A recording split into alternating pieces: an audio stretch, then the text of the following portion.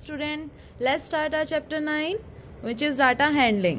तो data handling समझते हैं क्या होता है। Data handling, first of all we take some examples, okay, कि हम अपनी डे टू डे लाइफ में बहुत सारी चीज़ें ऐसी हैं, बहुत सारी इन्फॉर्मेशन ऐसी है जो हम कलेक्ट करते हैं एज नंबर, जो न्यूमेरिकल इन्फॉर्मेशन हम अपनी लाइफ में कलेक्ट करते हैं। सपोज यू हैव गिवन, आपके टीचर ने बोला है, जैसे क्लास में किसी बच्चे को टीचर बोल देते हैं, सपोज आपको टीचर ने बोला है कि आपकी क्लास में 30 स्टूडेंट्स हैं और 30 स्टूडेंट्स को टेस्ट दिया गया था 20 मार्क्स का और सबके डिफरेंट मार्क्स आए हैं। ओके, सो आपको वो डाटा कलेक्ट करना है कि किस बच्चे के कितने मार्क्स आए हैं। ओके, सो हम देखते हैं कि 30 स्टूडेंट हैं, 1 to 30 रोल नंबर्स हम यहाँ पे लिख लेते हैं, जैसे आप एक लिस्ट बनाते हो, राइट। लिस्ट बनाने के बाद you will get the marks of the students. आप यहाँ पे लिखेंगे जो भी उस स्टूडेंट्स के मार्क्स आए हैं, कि रोल नंबर 1 से 30 आप लिखते हैं, उसके बाद उसके मार्क्स लिखते हैं, ठीक है। तो सपोज कीजिए जो मार्क्स आए हैं वो कुछ इस तरीके से हैं कि 15, 16, 14, 8, 15, 16 एंड 17, 20, 6, 8, 9, 10, 12, 13, 15, 12, 13 एंड इस तरीके से वो 30 स्टूडेंट तक हमें मिल जाते हैं, ठीक है। 30 स्टूडेंट के इस तरीके से मार्क्स आए हैं। तो अब आप मुझे बताएंगे कि कितने स्टूडेंट ऐसे हैं जिसके 15 मार्क्स आए हैं। तो ये तो हमें इस डाटा के अंदर से चेक करना पड़ेगा ना, और ये और भी इजी हो जाएगा अगर मैं इसे थोड़ा सा मॉडिफाइड कर लेती हूँ। मॉडिफाइड इन द सेंस, इसको अरेंज डिसेंडिंग ऑर्डर में, असेंडिंग ऑर्डर में अरेंज कर लेती हूँ इसको, ठीक है। अगर मैं इसको असेंडिंग ऑर्डर में अरेंज कर लेती हूँ, like the smallest one we have, I think it's 6, okay, so 6 over here and next one is 8, 9, 10, 12। देखिए 6 कितना टाइम था, ओनली 1 टाइम, तो I have written only for 1 time. 8 2 times था, तो हमें यहाँ पे 2 टाइम्स ही लिखना है 8 को, okay. So next is 9, 9 is written only for 1 time, तो 1 टाइम मैंने लिख दिया, 10 लिख दिया यहाँ पे। 12, let's just see the 12, how many times? 2 times, so 2 times we have written over here. Then 13, 13 2 times है, and next one 14 and 15 is written over here for 2 times. 16 is also for 2 times, and next one 17 and 20, okay, so we have written over here. Let's just check कि एक number कितनी बार आया है, ठीक है। तो हम यहाँ पे एक और लिस्ट बनाएंगे, 6 1 time, 8 2 times, 9 1 time, 10 1 time, 12 2 time। तो इस तरीके से हमारी एक लिस्ट तैयार होती है, ओके, जिसको हम टेबल भी बोलते हैं, ठीक है, जिसको हम टेबुलेशन भी बोलते हैं। अब ये कॉन्सेप्ट ऐसा हुआ है कि इस तरीके के आपको लाइफ, आपकी डेली रूटीन में आपको बहुत सारे एग्जांपल्स मिलते हैं। ये तो आपका था क्लास का एग्जांपल्स, ठीक है। अब मैं बोलती हूँ क्लास के अंदर हर एक बच्चे के पास कितने पेन्स हैं, राइट। ये तो आप लोग वैसे भी चेक कर लेते हो। मान लीजिए आप 5 फ्रेंड्स हैं और 5 फ्रेंड्स ने चेक किया कि सबके पास कितने कितने पेन्स हैं, तो 1 2 3 4 5 थे बच्चे, तो उनके पास कितने कितने पेन हैं, 1 के पास 4 हैं, 2 के पास 5 हैं, उसके पास फिर 4 हैं, 3 हैं एंड 5 हैं, ठीक है। तो सबके पास हैं ये इतने पेन्स हैं। तो हमें ये चेक करना होगा कि 4 पेन कितने बच्चों के पास है, 5 पेन कितने बच्चों के पास है, 3 पेन कितने बच्चों के पास है।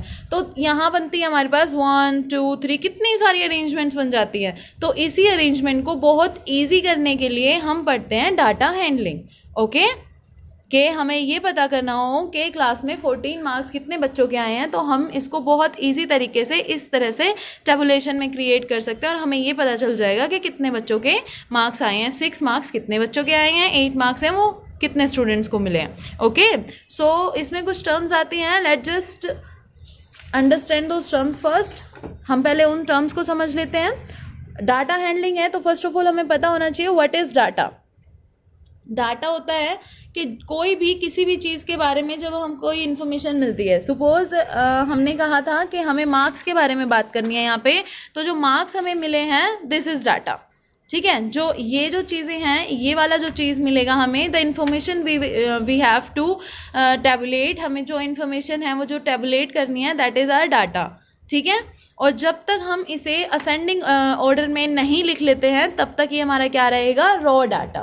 बिकॉज रॉ डाटा का मतलब क्या होता है, जो असेंडिंग ऑर्डर से पहले वाला डाटा होता है, ठीक है। जब तक हम उसे असेंडिंग ऑर्डर में नहीं बना लेते हैं तब तक वो क्या रहेगा, हमारा रॉ डाटा। अब ये देखिए, कोई 6 कितना बाद में आया है, फिर पहले 15 लिखा हुआ है। इस तरीके से हम ये चेक कर सकते हैं कि जब सुटेबल तरीके से वो अरेंजमेंट नहीं है उनकी, या असेंडिंग या डिसेंडिंग ऑर्डर में अरेंजमेंट नहीं है उसकी, ठीक है, या तो डिसेंडिंग या असेंडिंग दोनों चल जाएंगे, ठीक है, पर ascending will be the better one. Okay, तो हम जब तक उसे नहीं अरेंज कर लेते हैं तब तक वो क्या कहलाएगा, हमारा रॉ डाटा। ओके, और असेंडिंग और डिसेंडिंग ऑर्डर में जिस तरह से मैंने यहाँ पे लिख लिया है, इसके बाद मुझे कोई भी इंफॉर्मेशन कलेक्ट करनी बहुत ईजी हो जाती है। सी दिस, अगर मुझे 6 फाइंड आउट करना है तो मुझे सारा चेक करना पड़ेगा, ठीक है। इससे बेटर एक स्टेप लेंगे हम, इसको सबसे पहले असेंडिंग एंड डिसेंडिंग ऑर्डर में राइट डाउन कर लेंगे, जैसे मैंने यहाँ पे लिखा है। अब इसके बाद मुझे क्या करना है, मुझे सिर्फ स्टार्टिंग से देखना है। 6 1 टाइम, 8 2 टाइम्स। ईजिली मैं फाइंड आउट कर सकती हूँ कि ये कितना टाइम यहाँ पे लिखा हुआ है, राइट। तो जब ये असेंडिंग ऑर्डर में आ जाएगा या डिसेंडिंग ऑर्डर में अरेंज हो जाएगा, that will be called as array, ठीक है। So what is array? When the given data is arranged in ascending और डिसेंडिंग ऑर्डर। जब हमें दिया हुआ डाटा जो है हम असेंडिंग या डिसेंडिंग ऑर्डर में कन्वर्ट कर लेते हैं, उसे राइट डाउन कर लेते हैं, then the data will be called as array. Okay, तो हमें क्या लिखना है एरे के लिए, कि जब हम बहुत सारा दिया हुआ डाटा जो है उसको अपनी असेंडिंग या डिसेंडिंग ऑर्डर में हम जब उसको राइट डाउन कर लेंगे तो वो क्या कहलाएगा, हमारा array. Okay, next term is कि आप टेबुलेशन किसको कहेंगे। अब टेबुलेशन क्या होगा, जो हमने जो असेंडिंग ऑर्डर में बनाया है, हमने जो असेंडिंग ऑर्डर में जिसको बनाया था, असेंडिंग ऑर्डर में हमने जिस डाटा को लिखा था उसको जब हम एक टेबल के अंदर रख देते हैं, इस टाइप की टेबल जब होती है, ठीक है। यहाँ पे हमारे क्या थे, मार्क्स, ओके, और यहाँ पे हमारी क्या होगी, फ्रीक्वेंसी। फ्रीक्वेंसी क्या होती है बताते हैं अभी, पहले टेबुलेशन देखिए। तो इस तरह जब हम इसको एक टेबल के अंदर रख देंगे तो ये हमारी क्या कहलाएगी, टेबुलेशन। कि जब हमें कहा जाए कि make a tabulation for the given data, तो हमें ये वाली टेबल बनानी है, मार्क्स हैं और वो कितनी बार लिखे गए हैं। अब बात करते हैं फ्रीक्वेंसी की। फ्रीक्वेंसी क्या होता है, फ्रीक्वेंसी इज अ वर्ड जिसका हिंदी में मीनिंग होता है बारंबारता। आप इसको इस तरीके से भी याद रख सकते हैं, ठीक है, बारंबारता। Frequency is coming from frequent word, okay, which means कि कितनी बार आ रहा है। ओके, तो देखते हैं कि किस तरीके से हमारी फ्रीक्वेंसी टेबल बनेगी। इस वाले टेबल को हम फ्रीक्वेंसी टेबल भी बोलते हैं। Okay, so let's just check it out कि हम किस तरीके से यहाँ पे मार्क्स और उसकी फ्रीक्वेंसी राइट डाउन कर सकते हैं। तो हमने यहाँ पे एक पहले इसको बनाने के लिए हम यूज करेंगे अपने असेंडिंग और descending order, which is an array. Okay, तो array is given over here. तो यहाँ पे हम ऑलरेडी यहाँ पे इस तरीके से टेबल बना चुके हैं। तो इसी टेबल को जो हम कहते हैं वो फ्रीक्वेंसी टेबल कहते हैं। जिस तरह से हम लिखेंगे यहाँ पे, see this, 6 is written only for 1 time. Okay, तो 6 is equal to 1। Okay, next 8, how many times we have write 8 over here, for 2 times, so write 8 is equal to 2। ठीक है, इसी तरीके से हम इन सब की फ्रीक्वेंसी यहाँ पे राइट डाउन कर सकते हैं। नेक्स्ट टर्म इज के टेलीमार्क्स। What is telemarks? जब हम यहाँ पे उसके मार्क्स और उसकी फ्रीक्वेंसी लिख रहे होंगे तो उसके बीच में हम उनके टेलीमार्क्स भी यहाँ पे लिखेंगे। टेलीमार्क्स को हम TMB शॉर्ट फॉर्म में लिख सकते हैं। तो मैं यहाँ पे लिखूंगी 6 हाउ मेनी टाइम 6 रिटर्न 1, तो 1। तो टेलीमार्क्स हम किस तरीके से लिख सकते हैं, मान लीजिए किसी की फ्रीक्वेंसी अगर 2 है तो we have to write 2 like this tally marks. Okay, 5 हम किस तरीके से लिखेंगे, 5 will be written in a different way, like 1 2 3 4 and 5 will cut all the 4 sticks। okay, सारी स्टिक्स को 5 जो 5th जो पार्ट होगा वो सारी स्टिक्स को कट कर देगा, दैट विल बी आर 5। और 6 जब हमें लिखना होगा तो हम किस तरीके से लिखेंगे, 1 2 3 4 5 and 6। ठीक है, तो ये होगा हमारा telemarks, frequency table, data, array, frequency, tabulation. ये सब चीज़ें हमारी टर्म्स जो हैं इस चैप्टर में सबसे पहले आती हैं। ठीक है, तो पहले हमें इन टर्म्स को देखना होता है, उसके बाद ही हम नेक्स्ट आगे अपना चैप्टर स्टार्ट कर सकते हैं। चलिए देखते हैं कि एक्सरसाइज में फर्स्ट क्वेश्चन ट्राई करते हैं। पहले हम एग्जांपल्स देखते हैं। ओके, देखिए, in a mathematic test 35 students score the following marks out of 30। देखिए 30 मार्क्स में से इन स्टूडेंट्स को 35 स्टूडेंट्स हैं और 35 स्टूडेंट्स को 30 में से ये मार्क्स दिए हुए हैं। ठीक है, तो हमें क्या करना है, using the tally method tabulate this data. Tabulate मतलब इसको हमें एक टैबुलेशन में कन्वर्ट करना है। आंसर द फॉलोइंग क्वेश्चन, और ये सारे क्वेश्चंस का आंसर करना है। First of all we have to make the tabulation. Okay, so let just write down all the points over here: marks, tally marks and number of the students. number of the students means कितने students के 14 marks आए हैं। ठीक है, marks कितने थे हम note down कर लेते हैं कि कितने कितने marks हैं जो बार बार रिपीट हो रहे हैं। ठीक है, तो यहाँ पे इन्होंने फ्रीक्वेंसी टेबल बनाई हुई है which is 14, 17, 19, 21, 25, 27, 28 and 30। These are the marks which we have given, जो हमें बहुत बार रिपीट हुए हैं, बार बार। तो उसी ही तरीके से हम क्या करेंगे, यहाँ पे इनकी फ्रीक्वेंसी टेबल बना लेंगे। तो देखिए 14 जो है वो 5 टाइम्स आया है। तो आपको चेक कैसे करना है इसको, आपको इस तरह से चेक करना है। देखिए 17 हम चेक करेंगे यहाँ पे 1, 17 is only for one time, तो we will write the frequency of 17 1। Frequency हमेशा ध्यान रखिए, फ्रीक्वेंसी है कि एक जो डिजिट है, एक जो नंबर है वो कितनी बार रिपीट हुआ है। ओके, तो वो होगी उसकी फ्रीक्वेंसी। देखिए 14 जो था वो 5 टाइम था, तो हमने उसके टैली मार्क्स कैसे बनाए हैं, 1 2 3 4 एंड 5। ठीक है, ये होगा हमारा टैली मार्क्स। और इसी तरीके से हम अपनी एक्सरसाइज सॉल्व करेंगे। ठीक है, hope you all have understood the terms of this chapter. तो हम अभी नेक्स्ट स्टार्ट करते हैं अपनी एक्सरसाइज 9.1। तो देखिए 9.1 में इसने क्या कहा है, following data represent the blood pressure of 18 person examined bye a doctor in a health camp. Health camp में 18 पर्सन थे जिनका ब्लड प्रेशर जो चेक किया है। तो ब्लड प्रेशर जो है वो इस तरीके से फाइंड आउट हुआ है। तो आगे क्या कहता है, array this data. Array this data का मतलब क्या है, इसे हमने किस फॉर्म में लिखना है, असेंडिंग या डिसेंडिंग फॉर्म में। And prepare a frequency distribution table using tally method. और टैली मेथड के हिसाब से हमें क्या करना है, इसका फ्रीक्वेंसी डिस्ट्रीब्यूशन टेबल बनाना है। फ्रीक्वेंसी डिस्ट्रीब्यूशन यानी कि कितनी किसकी फ्रीक्वेंसी है, और फ्रीक्वेंसी लिखते हुए उसको टेबुलेशन में बनाना है। ठीक है, तो देखिए पहले हम एरे बनाते हैं। इसका एरे क्या होगा, देखिए तो सबसे शॉर्ट सबसे जो स्मॉलेस्ट नंबर है पहले हम वही फाइंड आउट करेंगे। I can see that 103 is the smallest one. और how many times it is written over here, 1 2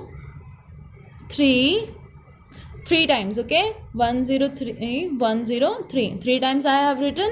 next the next smallest number आप फाइंड आउट करेंगे 103 के बाद 112 112 से है क्या कोई छोटा, नो 112 एंड कितनी बार है, only for one time. Next is I think 123 123 और कितने टाइम्स है, 1 2 3 4 5 टाइम्स। तो राइट डाउन 1 2 3 4 5 टाइम्स लिख दिया। ठीक है, अब नेक्स्ट इज 123 के बाद हमारा क्या आता है, सॉरी 122 हम भूल गए हैं, यहाँ पे 122 भी है। 123 से पहले 122 स्मॉलेस्ट आता है। तो 122 कितने टाइम है, 122 ओनली वन टाइम। ओके, तो 123 के बाद कौन सा नंबर आता है यहाँ पे, 132 133 सॉरी, देखिए कितनी बार है, 1 2 टाइम्स 133 एंड 133 के बाद क्या आएगा, 136। How many times, 1 only for one time. और उसके बाद आता है 142 और वो कितना टाइम है, 1 2 3 4 5 टाइम्स। अब आपको ये चेक करना है कि आपने जो लिखा है वो ठीक लिखा है कि नहीं। आप ये चेक कर सकते हैं कि कितने पर्सन के लिए उन्होंने बोला था कि डाटा है हमारा। देखिए 18 पर्सन है, तो हम यहाँ पे चेक कर सकते हैं 1 2 3 4 5 6 7 8 9 10 11 12 13 14 15 16 17 18 टाइम्स हम लिख चुके हैं, तो इसका मतलब ये 18 पर्सन का डाटा है। तो अब हम इसको टेबुलेशन में कन्वर्ट करेंगे, तो हम यहाँ लिखेंगे ब्लड प्रेशर, ठीक है, शॉर्ट फॉर्म में। यहाँ हम लिखेंगे टैली मार्क्स और यहाँ हम लिखेंगे नंबर ऑफ पर्सन, और नंबर ऑफ पर्सन क्या है यहाँ पे, फ्रीक्वेंसी, तो हम यहाँ पे ब्रैकेट के अंदर फ्रीक्वेंसी भी राइट डाउन करेंगे, ठीक है। तो ब्लड प्रेशर कितने हैं, 103 है, 112 है, सॉरी हाँ 122 है, 123 है, 133 है, 136 एंड 142। अब चेक कीजिए कि कितने कितने टाइम्स है ये। 103 how many times, 1 2 3 3 times, and 112 one time, 122 one time, 123 is for 5 time, 133 is 2 times, 136 one time and 5 times. Write down the tally marks for this. 3 1 2 3 1 1 1 2 3 4 5 1 2 1 and 1 2 3 4 5. So this is the frequency table जो हमें बनानी है, ठीक है। तो इस तरीके से हम इसको बना सकते हैं frequency table को। Okay, so try the question of exercise 9.1. Okay, thank you students.